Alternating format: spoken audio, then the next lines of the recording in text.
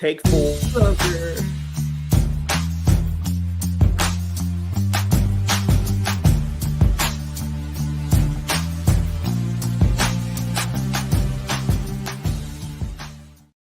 And we're back here once again with another episode of the MSK Show, and this is going to be episode 48. And in this episode of the MSK Show, I am going to be having a conversation with Miss Laurie Cunningham. And forget the deja vu moment we tried right before this. You will not remember that. Basically, remember the part of Men in Black where Will Smith uses that one device where it zaps and then it just, you forget everything that happened? Yeah, just do that for that moment specifically, but it's all been retconned, just like many comic books, retcons happen, just like with this show. We had another show that was very, very big, but I ended up messing up. So I ended up having to reboot it back to number one, just like a Marvel comic, always if it starts failing, go back to a number one. That's how you reinvigorate interest in something. So it's going to be her first time here on the show. And she stood me up for the past 2 weeks to actually try to get on the show. She stood me up. She was like, I can't be around a black guy. It's not part of my culture. And I was like, what? She was like, no, come on later. I was like, okay.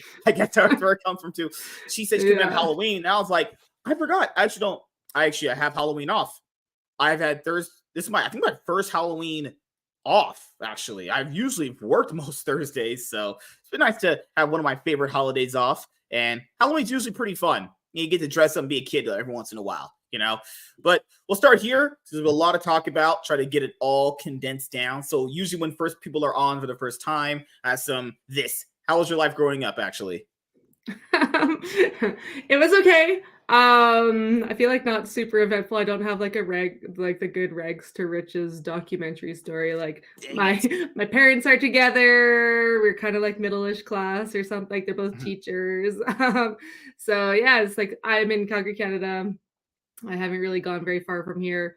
Grew up in a small town, and yeah, like I went to school. When I was little, I wanted to be a cartoonist, but ended up doing kind of like the university, like businessy, accounting-y kind of thing.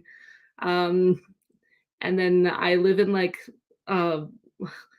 Calgary's kind of like a little Texas, or like Alberta, I guess. It's like a little Texas. So we're oil and gas. I worked in oil and gas for a while, and then just eventually escaped and got into writing and comics. And yeah, I feel like that's like in a very big nutshell, just glossed over the childhood really quick. Yeah, because if you're saying your place is almost like Texas, that means you guys like really love guns, don't you? Because everything about Texas is they love guns. They're obsessed with guns. People are crazy. We're probably like, we're still Canada, so we're not like quite Texas like that way. Like I don't know our gun laws, but like there's not a lot of like open carry kind of thing. But there's still like hunters and farmers and all that stuff. And so like people still, out of all the places in Canada, our province probably enjoys guns the most, I would assume. Since Canadians have this, do you guys walk around with like the pilgrim hats on like Thanksgiving, like they do in the cartoons? There's no moose problem out there. All the cartoons I used to watch kids portray Canadians in an odd way. I'm just saying, you're in love with mooses. You wear like the pilgrim outfits 24/7. I'm pretty sure it's not all Canadians, obviously. I am so sorry to disappoint. My moose is unavailable for a guest appearance. I don't have my pilgrim hat today.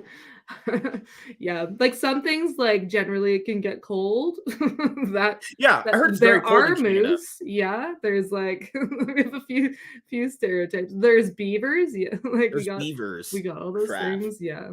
You just randomly have like mountain lions. Yeah.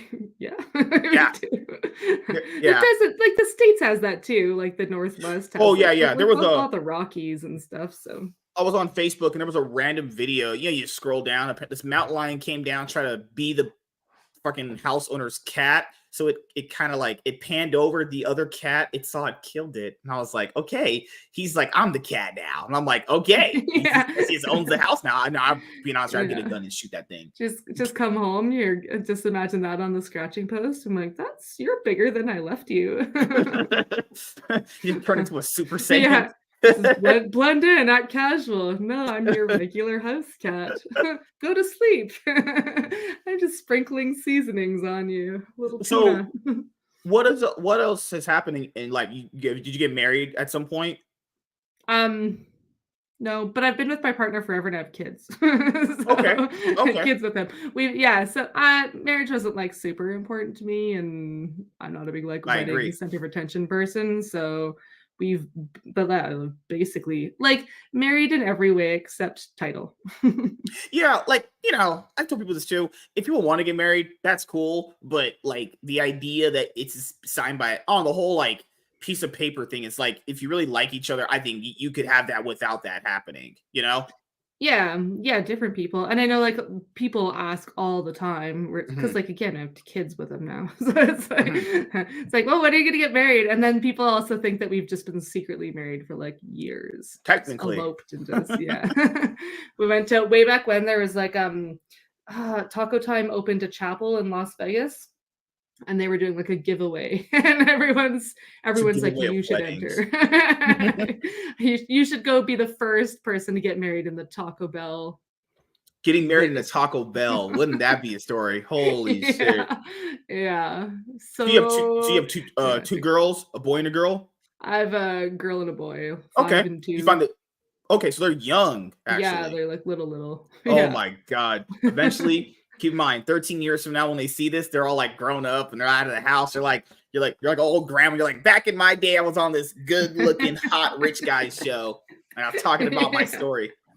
Yeah. Yeah, So it's weird thinking that when they're older, they could go search for all these. I'll just be, like, emailing people, "Can you YouTube, take this down, take this down.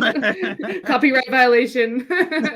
so us and because a lot of people these days struggle in relationships. How do you have one for so long then? What is like your secret?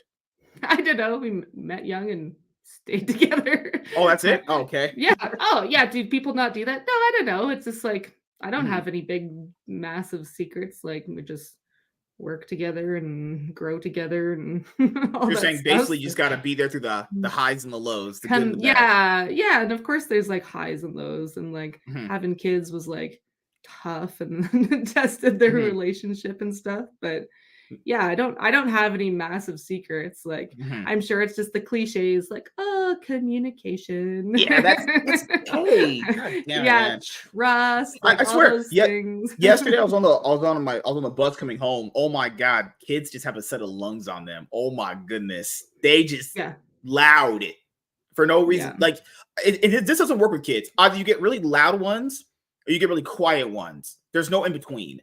It's just straight up how kids are. Like you have like this 4-year-old girl who's talking back to her mom and it's like ghetto sassy. Where I'm like, if I ever talked to my mom like that, she would slap me across the bus. It never would happen. Like they've Yeah. changed rules so much that like kids can just get away with more stuff than used to. Like we used to just like stay up all night when I was younger until like 1 or 2 in the morning. Like she's like, you're going to school in the morning, right? I'm like, yeah, I just didn't care.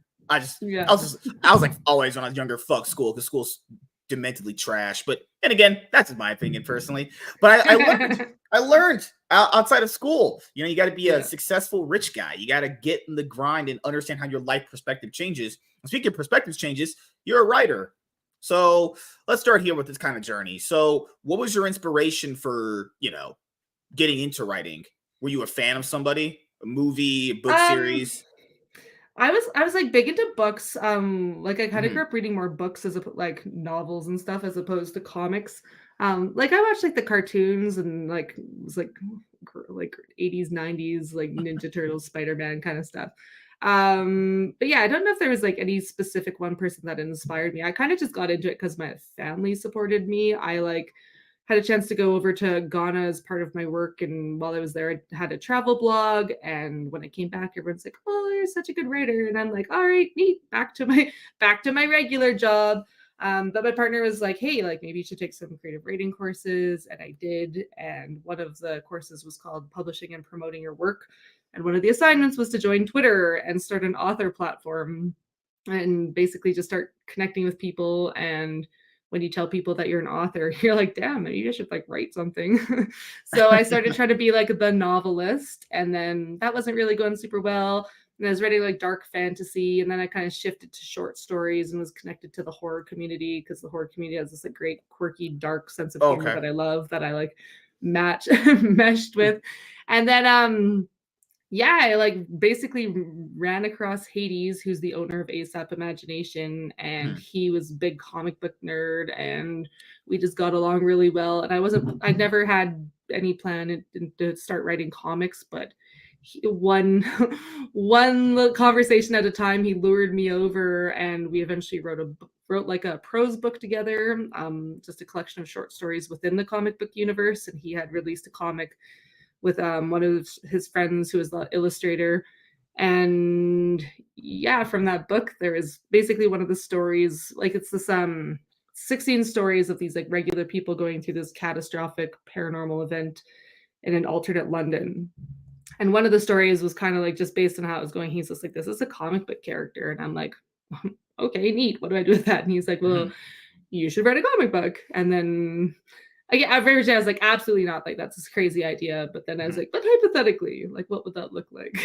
So I started writing a comic book, and now I'm like just fully into it. I have a couple titles, and I've started like teaching myself how to draw again. So I've like started drawing my That's own crazy. Okay. little like So mini zines. so we'll do the comic story before we go into the writing then, the author Sure. stuff. So because the comic one, you said that you're still kind of new to that, right? So Yeah. are you new to it as far as like the medium itself, or did you like have comics growing up as a kid and you were kind of like, oh, I had them as a kid and I kind of Um, rediscovered this love as you got older? So like I said, I was like more of like a novel kid, but like my cartoons were kind of as like a bit of the victim of the whole like comics aren't real books kind of thing. But I Oh like read yeah. like and I don't know if that's because my parents were teachers. Like I don't ever remember hearing that from them. But like I don't know if maybe I Kind of was like an just unspoken rule kind of thing. yeah, I don't know. Maybe that's just like this pretentious little snooty. Like I don't think I was like looking down on people. But no, like I read Garfield and Calvin and Hobbes and kind of like Okay. those more like the 3 panel, 6 panel kind of like Saturday. I don't dating myself, but like the Saturday like newspaper funny Yeah, pages. yeah. But yeah, so it's kind of more like that. And then it wasn't until basically I read across Hades and he suggested I write a comic book that I Okay. started getting into like the kind of comic books I write. Like I don't like the Marvels, the DCs, the images, like So all it's that crazy stuff. is you didn't grow up reading Marvel and DC comics. You had basically No. like Saturday morning Yeah, no, newspaper it's just comics and reading Garfield stuff. funnies. That's I like crazy. Archie. Like I feel like Archie's pretty mainstream, but I wasn't like a huge Archie fan. Archie's It's actually kind big of in Canada. I know that for yeah. sure. We Yeah, don't. it's Archie's very big. like. I mean, they would probably consider that indie here, honestly, in America at least. So, Yeah. have you ran like on Kickstarter any comic book campaigns? 'Cause I think you have actually. Yep. Yeah, so when we first started the company, like 5 years ago, I guess, Wow. um, Okay. we did a Kickstarter then, and then we haven't done really one since, and we decided to start doing them again this year, just because like crowdfunding has this great comic book community, and it's like just people Mhm. supporting each other. Like there's tons of indie creators, and even like not indie, like mainstream creators are going through Kickstarter and all like Yeah. Indiegogos and all those stuff now. So like we're like, you know what, we want to like connect with these people. And so after this big chunk of time away, we decided to do our first Kickstarter in April. It was our first graphic novel. We had a whole bunch of titles by then. So that anthology I was talking about, it was written Yeah. in prose because we were very like as a company we publish novels and comics, and we like publish other creators' work as well. But like for our own titles, it's very comic book focused. And we had this prose book that like comic book shops are kind of like not, Mhm. what do we do with this? So the plan was to always turn it into comic books, so we started doing that. And so we took those 16 stories and we turned them into kind of two trilogies. And then two trilogies had 2 issues in each, or 3 issues, and then 2 stories. Yeah.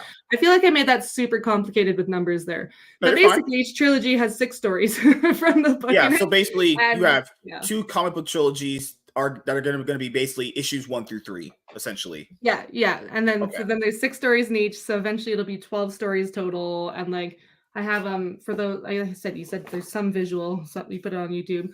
So like this is the original one, so it's like this Points cool of little like virtue. book. Okay. Yeah, so Points of Virtue, Points of Villainy is the original like 16 stories. Mhm. And then I do have everything here. Like here's this was the first graphic novel we The kickstarted complete this points year. of villainy. Yes, Ooh, that's kind of it's like cool. our first like graphic novel and stuff. So it has like And then they like turn on the lights, there's little monsters and stuff. So yeah, so it has like the 3 issues and stuff. It has 6 different artists and different styles. And then so that was our first one. And then the second Kickstarter we did was another one of my titles. Like I don't write all of the ones in our universe. There's 4 writers. You have a We new have one called Pawn Bros #1 that I remember. Yes, so that one I'm the editor on that, and that's published Okay. through ASAP. So that one's active right now, Mhm, and it's not quite funded. It's close, so people are mhm. welcome to check that out. That one's like a 80s old school wrestling sci-fi, like these Okay. 2 like wrestling superheroes So you have get your it in dream half of the yeah. having a published company, actually. Yeah. So ASAP is a publishing company. So we publish our own titles, and then we also have an imprint called the Anyone World, where other creators submit to us, and that's where Pawn Bros is from. So it's Mm, basically these creators were like, "Hey, I want to like make a comic book," and we're helping them crowdfund and mhm. connect them with artists and me editors, and yeah, just help people get their stories out there. So that first book you pointed out that has the 6 different artists, when you were working on that, did you ever have any issues with like getting the artists together on like, hey, this is gonna have different styles or anything, or they were all just in alignment of like, hey, mine's gonna be my own thing? So we started with the single issues, and like we had a lot of titles that we kind of were able to test the artists on and then kind of pull them into this. Mhm, Like the Points of Villainy single issues were ones that mhm. we had already done, like Sister Grimm was one of my titles, and then there's Op, Second Person, and Whole, and Messiah, and Dead of Night. I think that's all of them. Feels like I'm forgetting one, but so we'd already tested a whole bunch of artists. So we basically already had some artists to choose from, and we're kind of like, hey, Yeah. you'd be good on this story, you'd be good on this story, and we were able to kind of like mix them all together. So you have people have like there's a black and white story. You have people who are a little cartoony, a little more realistic, and then you have people who like lean a little more manga. You have people who kind of have like cleaner lines. I don't really know the opposite of clean. It's not dirty lines, but like grittier. They're like kind of grittier art Yeah. style and stuff. So yeah, it's like a good mix and yeah, like a good mix of kind of dark horror stories. Yeah, because generally for people that are authors, I know another author lady, she also does her own comic book as well. Writing comics compared to like novels is so different from just like Oh reading them. yeah. Like I myself prefer reading comic books more because I need that visual aspect there. Because with a novel, I'm sitting there and going like, man, I gotta envision this. People like it's more imaginative if you can envision it. Well, I'm old, so that's not happening. My mind is going in darkness for the most part when I'm reading Yeah. words. So for did you find the task of like going from being an author to like writing a comic book, the styles different? Because I know the styles have to be different. The way you convey Yeah, words. 100%. Because like obviously, like writing all prose, like you don't have the visuals, so you have to describe Mhm, the visuals, and you're painting the picture in people's head. And I know, like when I started writing a comic script, like I'd been working with Hades, and I'd like read some of his scripts, and he's just like, "Oh yeah, just use those as a template." And so I started to just be I started to write the story, and I'd be like, page 1, panel 1, and I feel like I got 2 pages in, and I just stopped because I'm like I'm overthinking everything. I can't get the story out. So I kind of scrapped that like original process, and I just was basically almost bullet point, like almost like mhm. outline, but like or like a really bare bones script where it was just like instead of describing the panels, it would just be like panel, I don't know, like page 11, panel whatever, and it'd be Yeah, like they're talking. So it'd be like super bare bones. So then and then it was I originally wrote it as a graphic novel and like completed the story, and then we decided to split it into 4 issues and do yeah, like an arc like that. Mostly because like any creators out there know that like if starting with a graphic novel is like it's intense, like especially if you're paying an artist to all of a sudden be like instead yeah, of like you do a single issue and you're paying an artist for like 22 pages, or you're doing like a graphic novel and you're paying them for like 100 plus pages, and it's yeah, like so we decided to break it up into a little more yeah. bite-sized chunks, but the whole Mhm, story is there. And then but then I had to actually like also take the story and then kind of make each issue like not like a complete story because like they are all mhm. connected, but like you kind of want to have a start and a finish, not just like it just stops and you're just Oh, you're talking like about that kind having of thing. basically you get a completed story arc in the book rather than basically the story arc continues in crowdfunding version #2. Yeah, so, like, it's not a completed story, but it's, like it's not just, like, completely, like, cut off. Like, Yeah, yeah. I chose where to end it, so it's, like, Mhm. okay, like, they're almost scenes or acts probably is a better Yeah. way to do it, but, like, they're, like, still, like, each one has, like, a little bit of suspense and all that stuff, so, like, you don't just want people to read it and we're like, "Well, nothing happened in that." Like, each one kind of Mhm. progresses the story, where that was the risk of taking, like, a graphic novel, which I don't follow 3-act structure. I'm, like, aware of it, but I just kinda write how I want. Do what I want. Yeah, but, like, in general, I, like, kind of like, the story, like, was cohesive, and then I had to kinda, like, separate it back down. But so there was, Yeah. like so I had to cut things out and, like, then add things so it, like, made more sense in single I was issues and actually then put it glad back you together. understood that and brought that up for someone who's doing that as comic books for like in the indie space because a lot of indies don't get that when you're doing a comic book.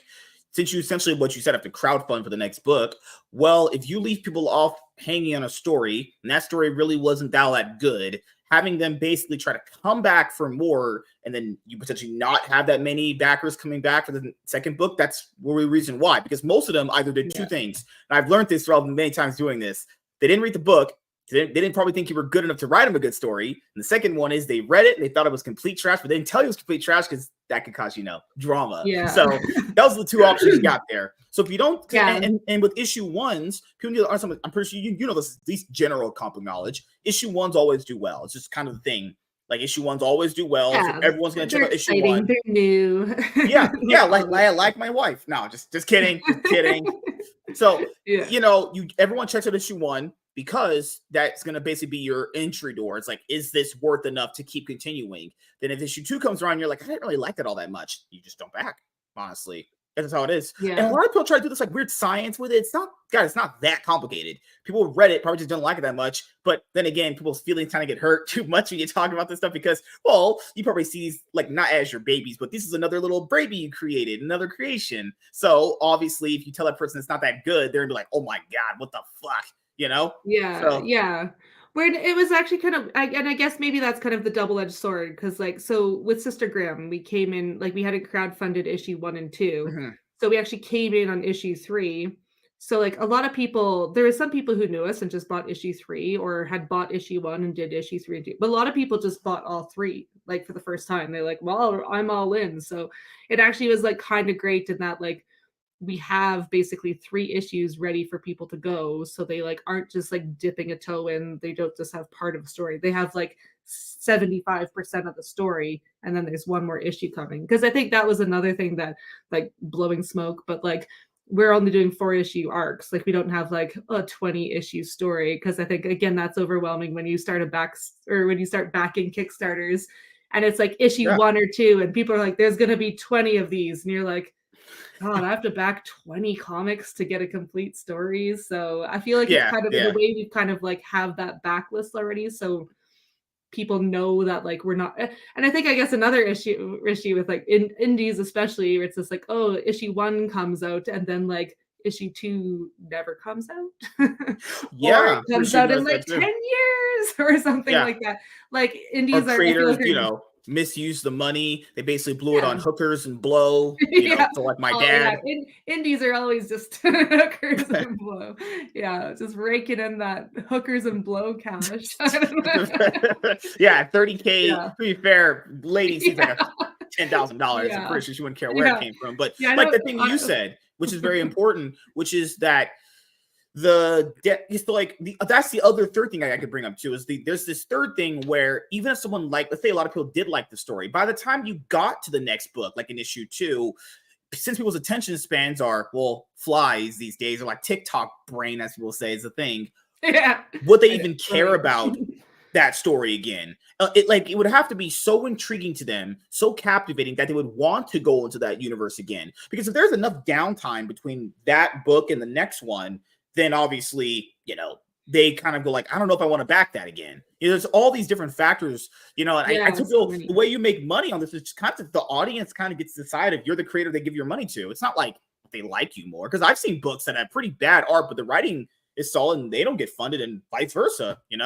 Yeah, yeah, it's very it's It's very hit or miss. It's not like there's no sure thing, and you always I know with, like, Kickstarters, you always wonder Mhm. what you could change to make things better. You're like there's always, like, "Could I market sooner or could I market better? Like, should I pay for marketing?" Like, there's all that stuff you can do, right? So it's all complicated, and you never know what's gonna, like, work, and then different titles, like, I know, like, I've this, like, one friend who, like, he was writing comedy horror, and then he wrote, like, switched into, like, kind of, like, comedy superhero, and all of a sudden his, like it was a completely different audience, and all of a sudden his, like, all of his backers who backed all, like, the comedy horror, they weren't as interested in all of like his superhero Yeah. comedy. So they're Mhm. like, even though they like him, they're like, well, that's not my genre. So it like he's still funded, but it was like much more of a slog. He basically had to like build up a whole new audience and stuff. So yeah, there's like so many different factors at play and Kickstarter, of course, just like I don't know about everyone else who Mhm. runs Kickstarters, but they make me like so because they're all or nothing, and there's like the whole like what target should I do? How many like there's so many variables. Mhm. You're like, what rewards should I do? What price point should I set? Should I include shipping? Should I not include shipping? Like Yeah, there's so like, many different things since to you're consider. shipping from Canada to USA, I imagine, or you just only ship to, like, people that live in Canada? No, so we always make the option to ship everywhere, but we don't but we add so depending different campaigns. We've tried everything so basically You so tried far. everything, so Whereas like yeah. ugh. So like our graphic novel, Mhm. like so my like other half, he's like over in the UK. So like he's the owner of ASAP Imagination, he's the UK. So with people back who are in the UK, we give them UK shipping rates or Europe. He Yes. tends to do those ones, and then I kind of take care of like the Americas. Mhm. So but like even like Pawn Bros, we've decided to kind of like include shipping this time just to like Mhm. see like again, you're just testing it. So it kind of like that means that some and it depend again depending on where because we ship out of both places. It kind of depends where you're shipping from. We try and like keep the cost lower. But like in theory, depending where you are, you might be subsidizing someone's shipping a little. Like I don't know. Like there's a whole bunch of things at play. But I know like I know like specifically like being in Canada, like I've backed Kickstarters where like I always appreciate when people do international shipping because it sucks when you want a print copy of something and it's like US only. And I get shipping sucks, but there's been times where I've backed a kick like a comic book for like $6 and then Yeah. I've paid $30 for shipping. And like you're at checkout and you're like, well, this seems ridiculous and reckless, but you're Yeah. like back. Yeah. And then like a couple months later, you have a $36 issue one. So Yeah. and That's it's the other great. thing. That's the other thing that people don't, like, really get when it comes to, like, backers and stuff, or, like, if you have never backed a campaign is it's I know why characters do it. It is a little disingenuous to price your because this guy was saying his comic book was $5. He was doing it through Fund My Comic, which is another, like, crowdfunding website we Yeah, like, but they're trying to compete with, Indiegogo and Kickstarter. But his comic book is not $5 because it's $10 shipping. It's a flat rate here for America in certain places, right? So his book is, like, technically almost $20, you know? I don't know why certain yeah, creators price their books at like yeah, they'll say their book's $30, but in reality, when you factor in shipping, it comes up to like maybe $50. I don't know why more people just don't say that up front. That way it's a lot more clear of what the yeah, money you're gonna be, paying for up front, you know? yeah. And I know in like our current Pawn Bros campaign, like the very first thing that you see on the campaign page is free shipping on all orders. So people know like compared to other campaigns, it might look more expensive, but you're not gonna hit back and then get to the shipping page and just be like, oh, that's gonna be another $20. Like right up front, you know what you're paying. So we're trying it this way. We've actually done both ways. I honestly don't know what the best way to do it is, but like because obviously you got to cover shipping because that's just how how things That's work. just not, like yeah. like it's a big cost. Like again, shipping stuff from You Canada. Like I can't feel like like it's always like take your it's always packages and do a Goku instant transmission over the people's house and give it to them. yeah, yeah. And I like considered like going like I live kind of close to the States, so in theory I could drive down to the States, but then I'm like, "Ugh, for $5 shipping, I don't know. It's hard. It's hard being a little creator. So Yeah, like I'm pretty sure that's you the whole saw point. the Yeah. recent big thing that ended up happening where there was this campaign from Razor Fist. He did Go to the Badlands, and the book ended up making 350K. And the person that was also working on the book, hypothetically, let's just say they miscalculated the shipping rates to Europe, where they pretty much we're charging European people $5 in shipping. And as you guys Um, know, shipping from the States to Europe is just absolutely disgusting. Even from shipping from us to you guys is disgusting. oh, So like yeah, if I sent you a if I hypothetically I gave you a $10 book, well, to ship that to you, that's another $20 out of my pocket just to ship it to you. yeah, That's one item, people. Keep in mind, this campaign made $350,000, which is a lot of money. And keep in mind, on a $350,000 campaign, these guys potentially probably to make any profit, which is sad, actually, because shipping rates have yeah. gone that far insane. Why do you guys, everyone just live in the United States? God damn it. Why do you guys live in Canada? Yeah. So yeah, you know it's like we don't have like because that $5 shipping rate's media mail. Like we don't have that here. So it's actually sometimes it's cheaper for me to ship to the States than it is to ship within Canada for the same thing. There's Like no it's way. actually Really? like wait, where are you? Where in the Oh, States are you? California. California. Yeah. So like it'd probably be cheaper for me to send you a book than to send like not that I wouldn't just walk over and give my neighbor a book, but if I put it in the mail and shipped it to them, it'd be more expensive. That's crazy. Yeah, Holy yeah, shit. Canada's has some crappy crappy processes and services. Some things are good, some things are not so Mhm, great, but it's not very kind for mhm. shipping books here. Like it's way more kind in the US for that. So I'll ask you, as someone that's done this for quite some time, because you crowdfunded just comic books. Have you crowdfunded like a novel or anything, or those you always just publish yourself? No, so I haven't done any novels technically. So I have this like little like picture book. This is like my other one. I never crowdfunded this. I like tried to submit it. It's kind of like go the F to sleep and K is for Nightfall. It's like a little zombie survival parody book, like Mhm. babies with rabies. So Yeah. the babies are the infected, the parents are the uninfected. But yeah, I didn't crowdfund it. I actually so like my next personal crowdfunder like this is the one that I've started to draw Mhm, myself. It's just like little zines, like demon mhm. potatoes.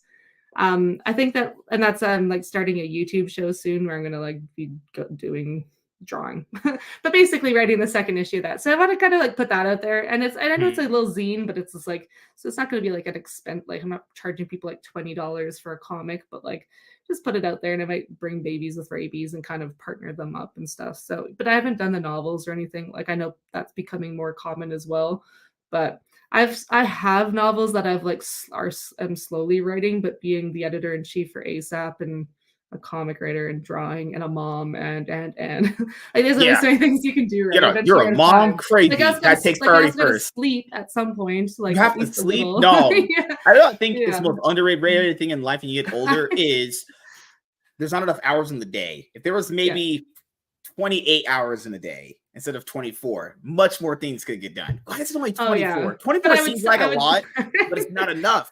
it does. It's not enough. And that's like the one place where I'm just like, if I ever am short on time, the one place I can give it up is sleep. And so I'm chronically tired, like all the time. It's like I was just like like legally drunk based on how tired I am just all the time. But yeah, honestly, with a 28-hour day, I probably still get the same amount of sleep because I'm Mhm. like, oh, I have all these extra hours to do stuff. Because for someone So like me, yeah, I'll probably take like a 2 hour nap generally. I'll even time it too. I'm like, if I know, because like I feel like on my days off, I waste too much time sleeping. I hate days where you just sleep all day. yeah, You don't get nothing done. It feels like an yeah, absolute waste of I time. relate. Yeah, I relate. Yeah, I have a little toddler who naps still, and like he like it's only like an hour and a half, but like sometimes I'm like, I'm also napping with you. But like there's also that's like the prime time because that's like such a good time in the day when I don't have someone just being like, Mom, Mom, Mom. Well, So it's a me, good time to work wow. as well. So it's always just kind of like, do I work? Do I sleep? Because So I'm you said that's the younger kid, the yeah, older little yeah. girl. Is she a little bit more independent on some things? Yeah, and she's in kindergarten full time, so Mm. she's graduated to not being around me, but like she comes home and like she's still 5, so she's still like Oh not yeah. not a completely independent adult. So but Mhm. so still needs help with Like if you things. stick her on an iPad, she's probably there for a little bit of time. Yeah, like you can set her in front of the TV, and she actually loves art, so she'll just like sit and draw for like but eventually she wants your attention as well. Like Mm. she's still a kid. Still need the little So kids who want my attention. what is your advice to like anybody starting an indie comic book, let's say not company, like your first adventure as far as being an indie? What's your, like your advice you give them? Um, oh man, That's tricky because like there's different level. My advice is always just like don't overthink it. I know when I first started getting into writing, I was like there I felt like there's all these check boxes I had to do. Like I had to like watch these YouTube videos or read these books Hmm. or all this stuff before I could start doing stuff.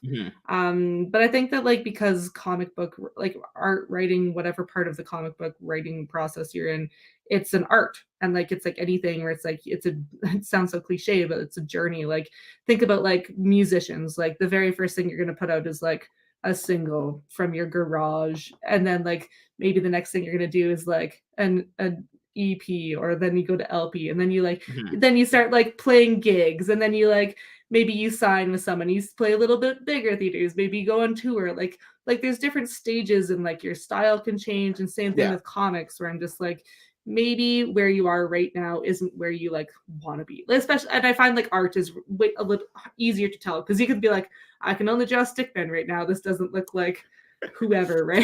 And I'm Just only like just doing it's stick like figures. yeah, like I ain't drawing Marvel shit. ain't hiring me when I'm drawing like this. So you can see it's easier to see the gap in art. Hmm. But like just because you are only drawing stickmen, there's actually like really popular comics that are just stickmen. Like I always forget the letters, like XKCD, I think it is. I don't know if you know that one. It's like an online, it's like really popular, but he has graphic novels and it's just stickmen. And it's like he put it Hmm. out there and he just like honored where he was in the process. No, he never changed his style. He just does stickman.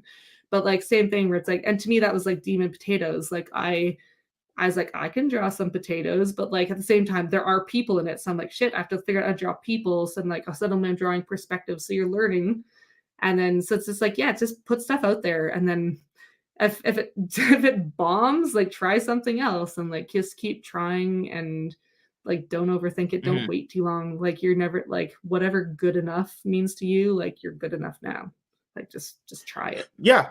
Like, if you come to the realization that you're just garbage at something, what people generally do is they just quit. It's like, you could just improve on it. Not everyone is some naturally Yeah, for gifted sure. prodigy at something. You do have to eventually, like, everyone is going to be either new to something when they first start, or they're just not going to be good at it. Well, you just have to improve. And if you consciously know that, take note in your mind of like, okay, when I do it this time, I want to be improved from the last time. And then in your mind, it'll tell you, hey, I'm mentally processing, I'm improving, or like you said, write it down. A lot of people don't do this still to this day, which I don't understand. There's something at school they did teach you that was actually pretty valuable than the other garbage you can fucking learn there.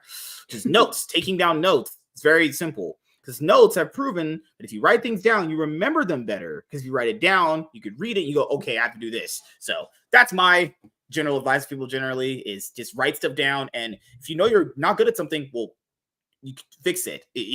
Sitting there saying you're not good at it doesn't change anything, honestly. Yeah, and like and there are some people again I use musicians as an example. Like there's some people Hmm. who are like amazing at the guitar and like you Yeah. might never be that person. But it's just Hmm. like are you okay being like this good at like certain levels of a guitar and like are you okay playing it for yourself and only a few people listen? Like you have like it's very much the define what success means Hmm. to you. Like if you're like pick an art style or whatever or writing style and you're like if it resonates with a few people, is that happy with you or good enough, or will that make you happy? And if it doesn't, like there's so many things you can do with your time. Like that's another thing where like I like everyone's always like, oh, like never give up, and I'm just like sometimes the best thing you can do is give up on something that's not working. Like Yeah. if you're like not an artist, like try lettering. Like if you're not, or try writing, or if you're not a writer, try art, Inking. or Yeah. yeah, just try different things. Or like if you're not really good at like realistic things, like start drawing animals or make adopt a cartoonier style. Like there's room for everyone. And like Yeah. if you're into something, like other people are going to be into it too.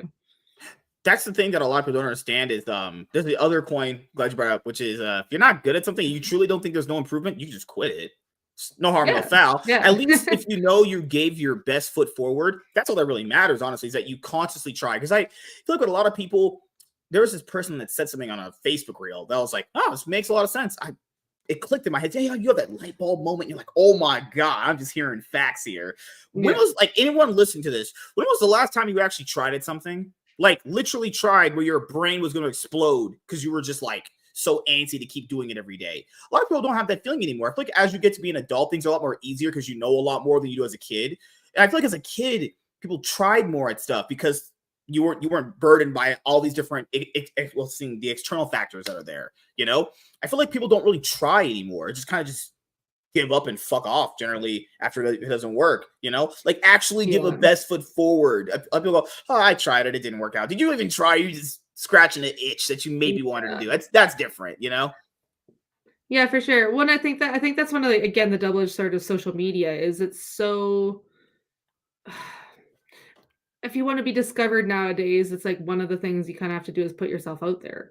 And like I think when obviously the risk of doing that is like you put yourself out there and you get awful feedback and it just crushes your soul and you're like never put it out there again. But you can also get good feedback. But like I think about like my kids, like when they were learning to walk, like no one's making fun of them. I'm not putting their like we're not filming them and being like you're shit at walking, That would be and they're just like fine, terrible. I just won't ever walk.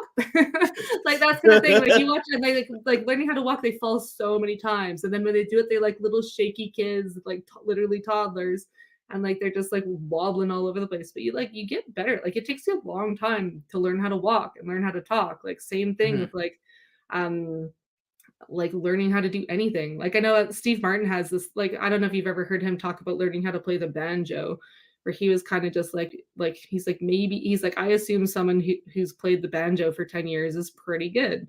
He's like even if I'm not a master banjo player, like odds are good I'll be pretty good. So he just like kind of kept that up mantra, and now he's actually I think he is really I think he's really good. I'm not like a big banjo. So you're saying maybe I should take up like so you're saying maybe I should take up like ukulele yes. lessons. That's ukulele player. You There we go. read between the lines, and I was like, banjo, ukulele.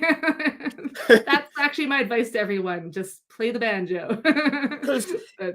Is you have like we said before, the company you run, the publishing one. So as you just pointed out there, be on social media. The other part of being social media is how do you get people interested in what you're doing? Because that's the biggest thing is everyone wants people to buy their stuff and read it. How do you get people interested in your stuff when the market's like decently saturated and competitive too? Yeah, I think so. So I will say, like, I don't run ASAP. I'll make sure people don't assume that's mine. I'm just that their editor in chief. So like, work with my partner on that one. But yeah, but I think all the blame goes to him. Everything goes to him. All the blame is on him and the credit. But no, like I'll take some credit. Like we work hard on it, but I just I want to give the credit where it's due. But yeah, social media is like tricky. I think that like. Again, like I find when we're doing Kickstarters, it's very much like I'm more advertising. I'm like, hey, like, please click on this link, sir. Whereas like, but the other times I'm just trying to like go out there and like make friends. Like I don't post trying to go viral. Like I find typically I post things that I'm like, hey, I thought this was funny. Like I post stuff that's like so like because I'm a horror kind of quirky horror writers. So I post things that are like dark humor or like weird, like October is my season. But then I'm a parent as well, so like post parenting stuff, and then like just writing in general and comics, like and movies. Like everything has such crossovers. Like I'm not a huge wrestling person, but like I'm edited a wrestling comic, and like obviously wrestling has like this big like it's the pageantry and the shows and the characters and all that stuff. So like it's very tied in. So it's just like kind of just connecting over certain things, and like the difference between movies and comics and a lot of movies are from comics now. So it's like if I just post stuff and just try and like talk to people. And I think eventually it does turn into a little bit like people I'm just friends with like end up backing stuff. But like eventually your stuff starts to get out there and strangers find you and fans find you who don't necessarily know you. Like at the start, you're very much like your friends and family are supporting you, but then you kind of connect with the community, and then it's like your friends within the community are supporting you. But then you kind of like you spread and get bigger and bigger, and then you just find your people and your fans, and it's slow because we are indie and you start off small. Like sure, you might have something go viral, but like that's not a guarantee. And you might go viral for the completely wrong thing you want to go for a viral for. Like I had a really popular tweet about my toddler that was like, I don't know, like 300,000 likes or whatever. But That's it fucking was like a nothing. crazy. But like I didn't get any like people buying my book off of it or anything. I don't Yeah, think. yeah, I don't that's the know. Like I can't distinction like that a lot of people yeah. don't get. Is I know there was this one guy that he follows me, and I talked to him a few times through like social media. He was like, "Why don't people that follow my Twitter subscribe to my YouTube channel?" I'm like, "Dude, that now people are starting to learn. If you start getting into this, there's certain things that when you thought as a fan that were possible, it's just not. So people don't understand is like there's this thing called conversion rates. So if you yourself, because you're primarily mostly on Kickstarter, you said, right? So if you took your audience and you said, hey, let's just start going on Indiegogo. Okay, so Yeah. converting all those people that have like Kickstarter accounts, Indiegogo accounts is not gonna be what you think. Maybe more than less than Yeah. half of them are gonna do it. That's what a conversion rate is. You can't exactly take all the people there and move them over. And to be honest here, people are very hard to move to places. It's just what it is, you know? People like when they plant their flag somewhere, they're staying. And unless a war Yeah. happens, they ain't moving. Yeah, for sure. And I know like and there's so many platforms. And I know it's really common for people to kind of like you run a Kickstarter and then you take that book and put it on and it's because there's different communities and people Mhm. who like I only back Indiegogo projects because like I don't want to set up a Kickstarter account and if Yeah. we like I get it but as a creator it's exhausting Mhm. because like again there's those ones but then there's like crowdfunder there's Zoop there's Fund My Comic like there's this I'm sure there's more but those are the ones I know off the top of my head but yeah like there's infinite places like I personally don't want to run 5 campaigns. Yeah. Maybe 1 or 2, sure, but yeah, like it's a full-time job like getting out there and promoting yourself. Especially I've had like Kickstarter is like the hardest I work like those 2 months because it's like the month leading up to it the month during Mhm. and then honestly afterwards you're like like you still have to like do the work and like finish the comic and ship it and do all the stuff but like that kind of just like goes back into what we regularly do with our comics like obviously people put in orders we ship it we go to cons we bring our stuff but like we still have to get comics finished but like those campaigns are like high focus high Yeah. effort like high exhaustion and it is it's like and I know like people You like get like I can't anxiety when you don't hit the amount of um backers you think you I should be getting. I so like we've actually been pretty fortunate that we haven't had any that are down to the wire. We've picked like pretty like reasonable goals and stuff. Mhm. So we haven't been in like the last like 12 hours and we're like, we got 20% to go.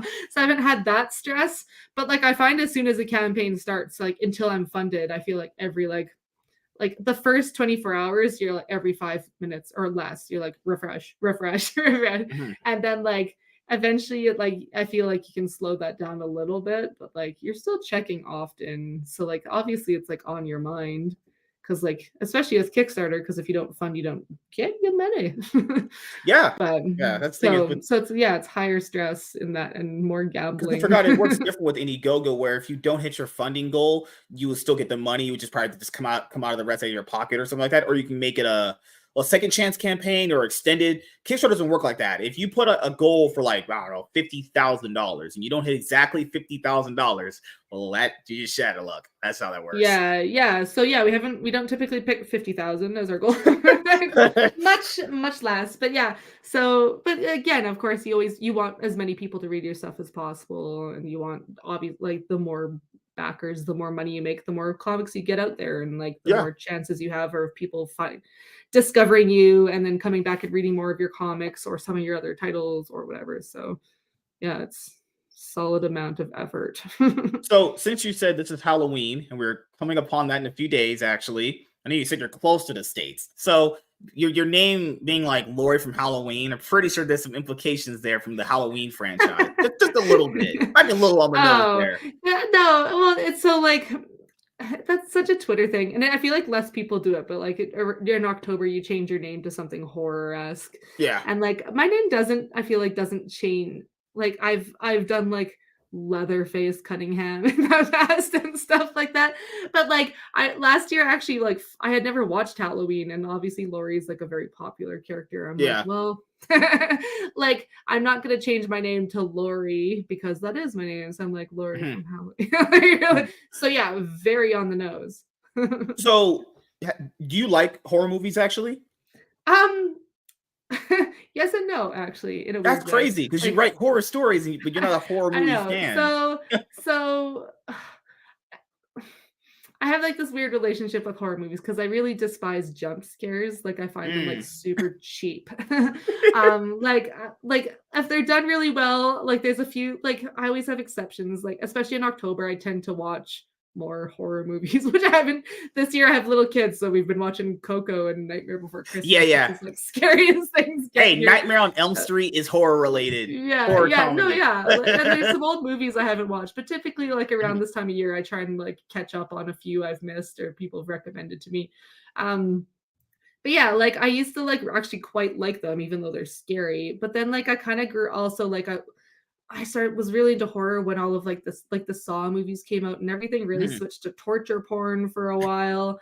And I just like I just was like over it. And then jump scares. Like I if you like earn it, but I hate when they're like you open a closet and a broom falls out and then the music's like ding and you're like Yeah, yeah.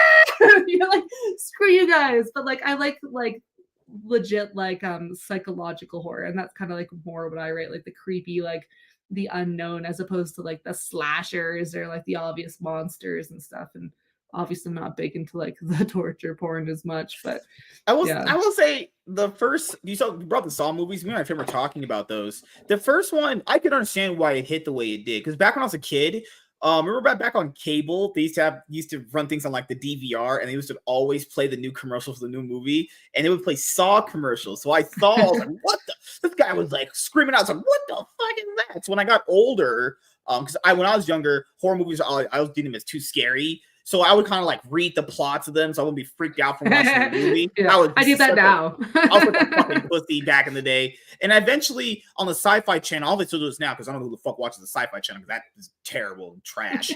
They used to run these. You remember they used to run like the horror movie month. They used to run like the Halloween Saw marathons. I remember just watching the first Saw movie for the first time. I was like, this is disgusting, but this is actually pretty good. The first one actually is really good. Like I do get it because and like not anything so after like that. Anything I after feel that, like bad. yeah. Like I remember like what some of my first movies were Final Destination and I like loved the idea that then they made like 20 of them or something and I think at the first two I was like this is creepy, I love this. And then like I was like kind of into horror movies like when Saw came out. So again, I 100% like Saw came out, a whole bunch of similar kind of movies because it was new, it was gory, it was like something that they hadn't done on screen before. And then it was also around the time The Ring and like The Grudge came out. So like Japanese horror was like making its kind of like Whatever a little happened to that, twitchy little people. Did you? I know you probably heard of this. You know, they were coming out. They're supposed to come out with a Final Destination 6. There's 5 movies in that. Is it only on 6? I assumed it was 20. Yeah. The guy that directed the Spider-Man, the new Spider-Man trilogy, was attached to doing it. Well, we haven't heard nothing about that in a while. I have no idea. Like I said, I assumed that they were on like it was just an out of control Fast and Furious. You know what's so crazy about that? Now. One of them that was released in 2009 is called The Final Destination, and the next one is called Final Destination 5. That's so troll. Oh my god. Those are like musicians, and it's like the farewell tour, the final farewell tour. This time we're saying goodbye for real. And now we have a Vegas residency, but this is our last thing we're gonna do. Like I feel like franchises do that too. Oh no, but apparently it has a release date. Final Destination 6 is gonna come out next year in 2025. Actually, a release date for it. I'll believe it when I see it. You can't take your kids to watch those. Those might actually freak them out. No.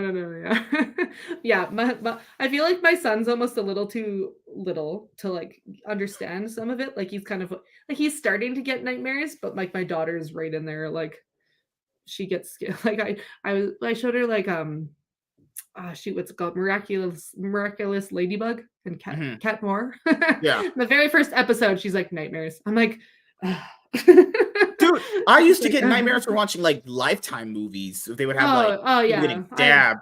Good lord. Yeah, my imagination is way too overactive. So I like understand where she's coming from, but it's as a parent, you're like, "Ugh, I have nightmares again," because that means I don't sleep more, and like I have to like waking up in the middle of the night because she's scared, and she won't go to bed because she's scared, Yeah. or it triggers some separation anxiety, and then like I've been dropping her off at school and she's been fine. All of a sudden she's like, "Don't leave me." So yeah, like it's tough. Like Yeah. I want her to watch older things because like I'm like, oh, this is great. But there's a few things where I'm like actually Disney, like there's like new Disney doesn't have super scary villains, but like old Disney has like terrifying, like Yeah. Ursula. Like I'm just Mhm. like, no man, like when you're 10, like I watched Mhm. some Disney movies when I was like too little. Because So when I was younger, I was into like the there was anime, all the great '90s stuff, 2000s coming in. Mom takes me over to her friend's house. She just puts on Child's Play. Because like when I was younger, I'm pretty sure you had this too. Kids like are oh kids like your age when you were younger. We're watching like Hostel and Friday the 13th and Nightmare on Elm Street. Like no. we were watching that. That's crazy. It's probably why we're all fucking mentally defected weirdos at this point. Like she Yeah. put on Child's Play, and I was like, "What the fuck is this?" And I was like, "This is Yeah. Dragon Ball Z. Like, what the fuck?" And then that I swear that freaked me out for years. I was like, "Bruh, do my dolls come to life and want to murder me?" I legit didn't even understand the plot of it. I was just so freaked out. And then later on, it's not a fear anymore. I don't care. But I don't like those anyway. It's only because I think he just looks freaky looking. Like freaky looking dolls just I just really can't Yeah. do, honestly. I feel like that's gonna be so common. Like I specifically remember being too young and going to someone's house for like a birthday or something, and we watched Silence of the Lambs. I was just like, and like in hindsight, like me as like third in my 30s now, I'm just like, did your parents know we were watching that? Oh no, my Did mom they go knew. and, She and thought like she thought yeah, we were like did she go stronger. rent that movie? She thought we were like bigger kids than we were because our brain. My brother was fine. Other brother was like, I was just mentally like dead. Yeah. Not going back there anymore. Yeah, but like, but I think as a parent, there's some things you don't know that are gonna hit your kids. Where it's just like my daughter in like Despicable Me 2. I think that's the one where the minions turn purple and they get Oh, crazy. yeah, I love those. Yeah. That messed her up. No way.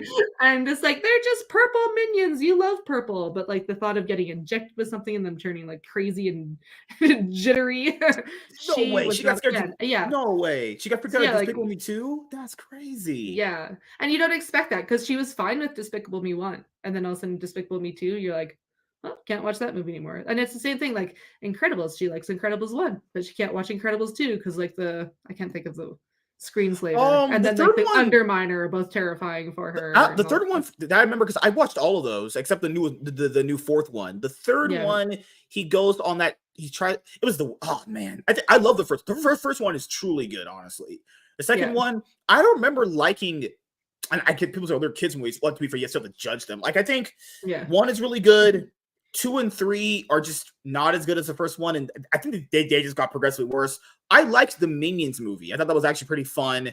And then Minions: The Rise of Gru, I thought was fun, but didn't make any sense because it's not really a Rise of Gru because it doesn't really get to be the Gru that you know in Despicable Me 1. And I yeah, didn't see yeah, number 4 yet. So, but no, number 2, I don't think it's anything scary in that at all. Honestly, he's yeah. just going to visit his brother. Well, and then that's like so like there's a few things like even like so last year my daughter was curious about Nightmare Before Christmas and obviously that movie's like it's Tim Burton so it's already like weird. Oh yeah, So, yeah. like people like but it's also just full of like it's full of Halloween monsters and she was Mhm. completely okay with it. Whereas again, Despicable Me Too, I'm just like, what? This is what scared you? So it's I never she's a it's a mystery what's gonna ruin your kids. Yeah, don't ever show her like It the Clown. That might just Oh destroy her yeah, brain. but even like there's some things where like that's why I'm like we're not watching Little Mermaid. You love mermaids, but no. And then like I was like I hadn't watched Wreck-It Ralph in a while, and we started watching it with her, and then she had to go to bed, and I finished watching it. And I'm like, oh shit! Like thank God you went to bed because I don't know if you know Wreck-It Ralph, but like No, I haven't watched there's that like one. No. oh like the I don't want to spoil for you. It's sweet. It has like a really You should have her scary watch. end Did you ever boss. watch? You ever have her watch Up? Yeah. Okay, that one didn't freak her out. Well, it's not really scary in No, that I don't one. think at the end with the guy gets mean. That one's for the most part she has no problem with that. But then the guy Are at you the gonna end, take her to see the Wild Robot? I want to see it. I actually don't know. I haven't read out. Like, I don't know how kid appropriate it is. I know it's It's for rated kids, but PG. she's 5, so I Ugh. don't know. Hey, to be fair, it is based I off a don't kid's know. book, so Well, and she likes the Iron Giant, but like I kind of I like started that. showing Hey, that I to like that her movie too. before. Yeah, That movie's yeah, so no, and based.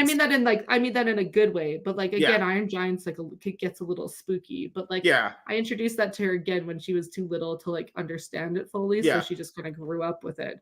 Whereas like the biggest risk of like I've heard Wild Robot is like devastating for like I'll be crying. That's what I've heard about it. I'm like, I don't want to go cry in public again. So. So, Just the last few things I'll ask you before we head out of here is first thing, do you have anything planned coming up in 2024, going into 2025 that you want to let the audience know about? you know what? I'll spoil it a little. So I have a new drawing show coming to YouTube in December. I used to have an old one where basically kind of you mentioned you mentioned restarting your show. Mhm. Basically it's kind of that. It's going to be a very similar show, but So I'm just you're changing Marvel the Comics. focus. Back to Yeah. number one. Starting There we over. go. But I'm gonna like loosely recognize the other show randomly, but also pretend it never existed. Mhm. But yeah, so I'm gonna do some drawing there, and it's gonna be kind of like talking about comics I'm reading, but it's just a live drawing show. It's very much Mhm. still like a very like drink and draw kind of vibe where you just kind of come hang out and draw for an hour. So people can catch that over on the ASAP Imagination YouTube channel, starting December. And that's basically I'm going to be working on Demon Potatoes again, and also just trying to get better at drawing. For anyone who's in the UK, in 3 weeks now, almost, Mhm. I'm going to be over there at a con, and with with ASAP, and with Hades, we're going to be in Hattiesburg at the Thought Bubble Comic Con, and then we'll be in Glasgow later doing a signing and stuff. Hell yeah. Yeah, and like it's actually cool. We're partnered with the University of Calgary here for like a course on comic books. So in a couple weeks, when I'm over in the UK, actually, which is weird. Like if I was here, I would just be able to go to their class, but because I'm over in the UK, it's online. But we're like basically guest speakers at a class because like we're on There's their a class for curriculums. comic books. Yeah, Okay, that sounds yeah. awesome. Yeah, people like our comics are their textbooks for some of like it's surreal. So we have some cool stuff like that. Mhm. And then yeah, we just have for general comic book stuff. Like we got more issues coming out. We have some title like we're working with creators who are publishing their stuff, and then all of our titles, like my title Sister Grimm, just funded on Kickstarter recently, so it's going to be sent out this year, and then we'll do issue 4 next year, and probably have a graphic novel for it coming out. So, yeah, there's just putting out comics, putting out books, going to cons, the same old stuff. But yeah, few little extra stuff I things in would tell there. you this, and this is I don't know how much money you have, so I will tell you this in a budget way. Do it for more of the torrenting route, the free stuff online. I would say, Yeah. as the person who's been in the comics for a good amount of his entire life, definitely try to get more knowledgeable on like the other stuff that goes on with like Marvel and DC, because I feel like it would definitely influence your opinion on comics in a different way too. Well, yeah. Well, that's it's kind of tricky because like being like the editor in chief of like ASAP is a lot of Yeah, my comic book reading is people submit to me and I have to read their like have to, but also get to like both of those things. yeah, But I spend a lot of time reading submissions, so I actually don't have a ton of time to read comic books. But that's actually like part of this show. Like this drawing show is basically a way to hold myself accountable because like again because I'm doing this other stuff and writing and momming, I don't have a ton of time to draw. But as this like in the very least I have this like hour a week of sacred drawing time.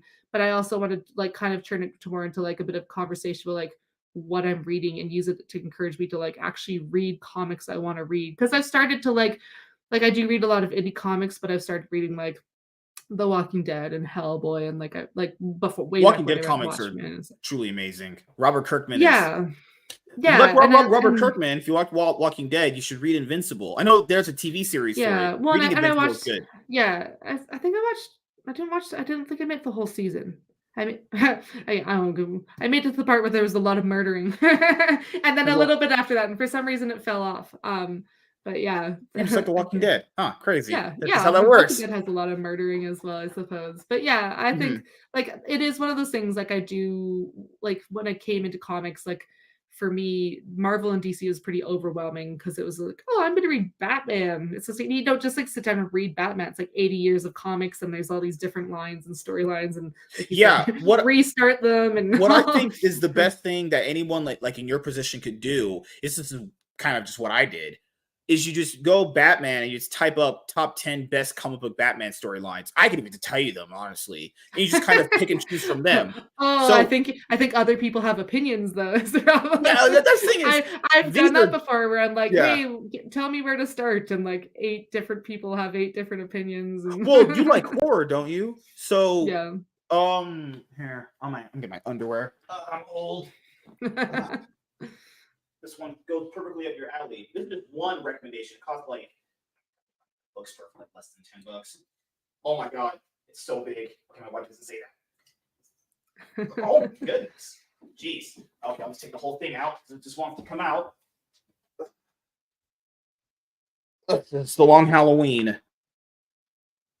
Oh yeah, I've heard of this. Yeah, I know you would like this. Yeah, and I think again, it's like tricky because it's like, I try not to buy too much, but again, like once you're in like the Kickstarter community and an indie community, like someone always has a comic book that's needs you to buy. So like I'm accumulating quite a lot of indie comics, but at the same time, like I'm starting to like dabble. Like I have some, like I said, like I guess I already mentioned some of them, but yeah, I'm starting to like buy more comics and stuff. It's Halloween. I'm in the spirit of reading The Long Halloween. Crazy. Yeah. So the other last thing I'll ask you before we head out of here is, do you have any shout outs you want to give to anyone in particular, and any other closing thoughts or statements before we end the show? If I start doing shout outs, I'll forget people. But obviously like the team at ASAP, they're like the reason I'm in this, in Hades. But yeah, we work with good writers, good artists, and it's cool working with all the creators and the people who helped me out along the way, and my friends and family. I feel like I'm accepting an award all of a sudden. I'd like to thank God for number one. Friends you made along the way. Now she can be an anime hero. Holy shit. Yeah, it's the friends we made along the way. Like some fucking, like you just walked on the stage like you're some anime hero or some protagonist. You're gonna start playing some music, and I'm just gonna be yelling over it. I'm like, why are you playing music? I like to thank my friends I made in high school. I was like, you don't even talking to motherfuckers anymore. My 3rd grade teacher who inspired me. No, it's just like the people who support me. They know who they are, and I probably don't tell them enough, but I appreciate them. And people like yourself, it's cool coming on these and meeting new people and getting a chance to talk about my comics and learn about you and all that stuff. So it's cool doing these things. Yeah, and to anyone, I know how overwhelming it can be for certain things, so I only recommend like one thing, and it never costs me more than like $10. So I try to make sure it's budget friendly. You get enough there, bang for your buck, and you're like, it's like doing heroin or drugs for the first time. You do it once, and you're just hooked. You just keep going down that rabbit hole. Great. Yeah. A black guy talking about doing drugs. Even more iconic duo. Crazy. So thank you guys for checking out this episode of the MSK Show. Hopefully you had a good time here. Next time you come on, when you're promoting another comic book, actually, I'll see how far along the rabbit hole you got in your comic book reading. We'll see. Sounds good. We'll see. I'll do my best to not disappoint everybody. Yeah, because you could be low expectations though, just in case. You'll be like Daisy Ridley to like my Luke Skywalker. You'll be like my Padawan. So thank you guys for checking out this episode